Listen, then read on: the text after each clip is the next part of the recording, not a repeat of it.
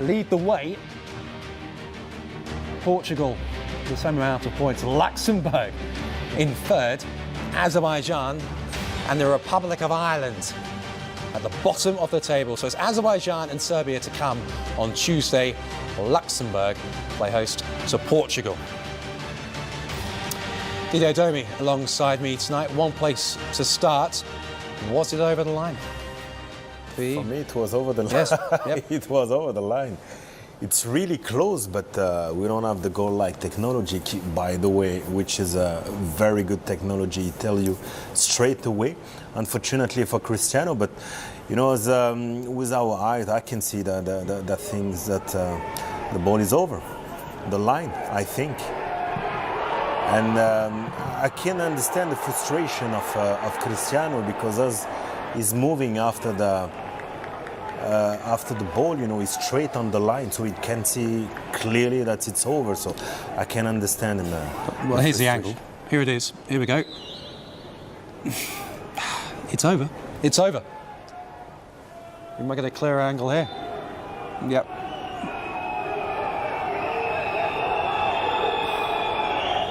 No, it looks over. Sometimes you have surprise, you know, maybe it can be centimeters, maybe the whole ball wasn't inside, but this is it looks over like this, yeah. It's over the line. There, yeah, it's over the line. Over. Yeah. And of course, we must point out as well, the reason why there is no goal line technology is Ronaldo. He's had enough. He knows it was over. The reason why there is no goal line technology or VAR is because some stadiums cannot have that facility. But we're watching Portugal in Belgrade tonight, 2-0, and it has to be said, Didier, very comfortable.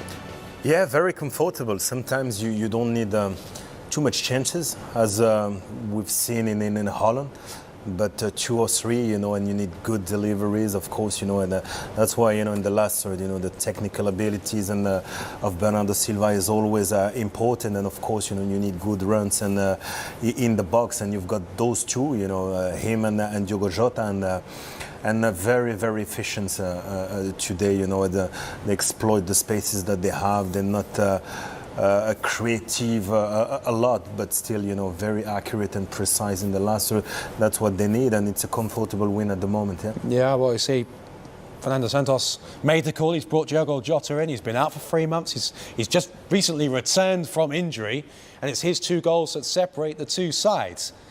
He's had an extraordinary season despite the injury. 15 for club and country this season.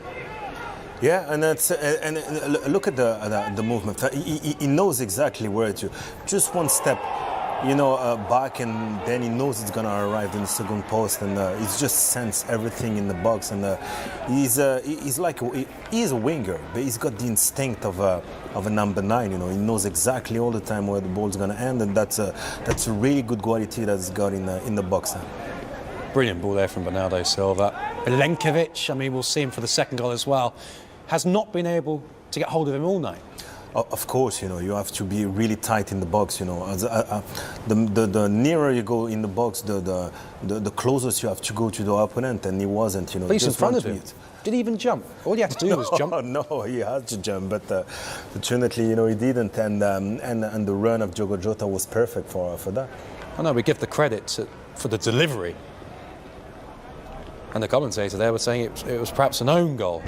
Probably surprised himself that he actually went all the way to Jota. You know, those balls are very difficult because look at the goalkeeper as well. There is so much curve that he doesn't know, you know, if he can go, you know, and the whip and the speed of the ball, the goalkeeper can't reach it. So it's a really good ball for Silva. So that's 1-0. Jota, of course, scored the second. Similar situation, really. Got away from Milenkovic. Milenkovic in front of him for the first. Completely left him alone for the second. Yeah, it's almost the same, you know. It's not the left-footed, it's the right-footed. But again, you know, you can see his run. He knows Cedric, he knows where it's going to end, so his movement is perfect again. And look at the defender, you know, there's so much space in the box, you know. This one is a real free header, you know, between 3 and 4 players.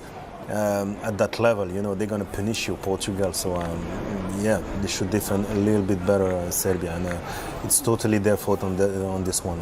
I think for Serbia, particularly obviously in this first half, the strikers have been starved of service, and defensively, as a former defender yourself, have been very poor.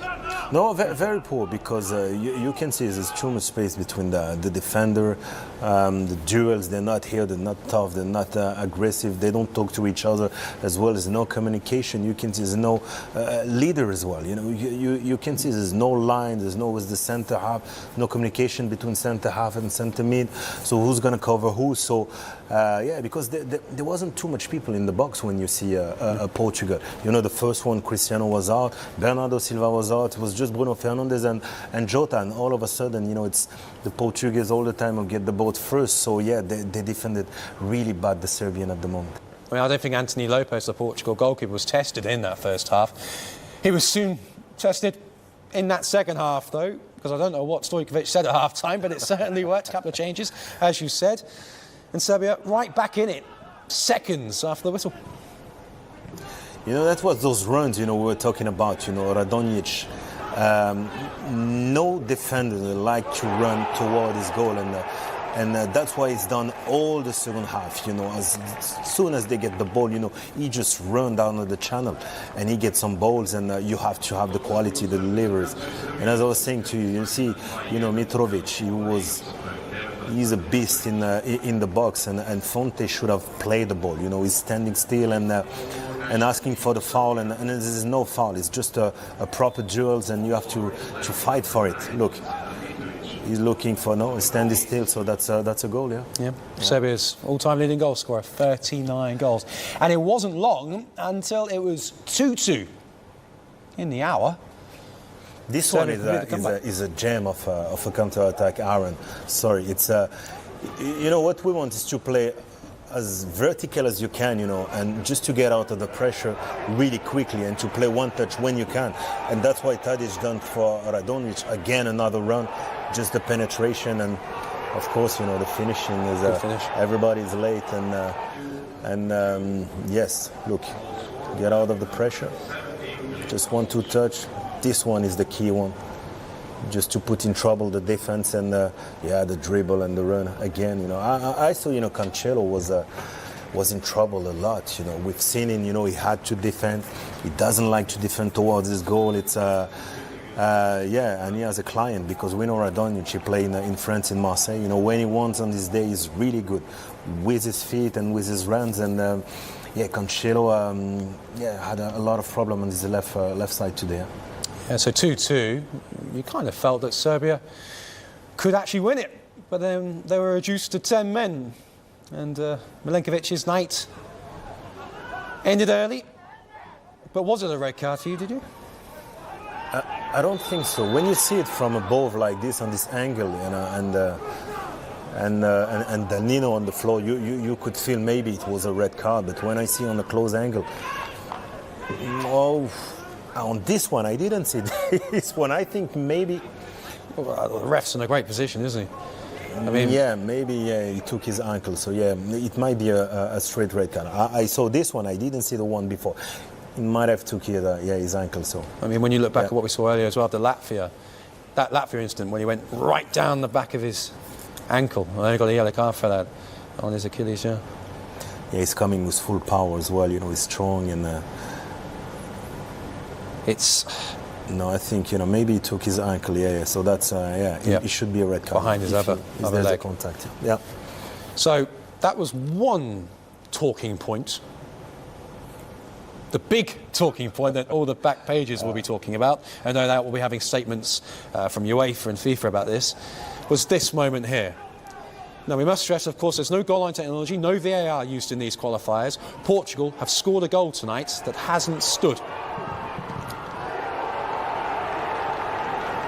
It's a bit strange. You know, I'm always looking, you know, where was the assistant, you know. He was almost there, but I don't think he was clearly on the line, you know. And that's why, and it's difficult as well, you know. You've got the post, you're 50 yards away.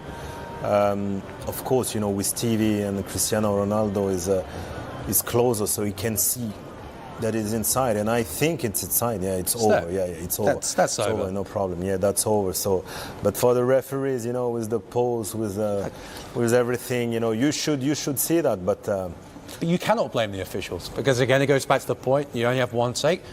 We had officials on the goal line not so long ago. Yeah, didn't we? Yeah.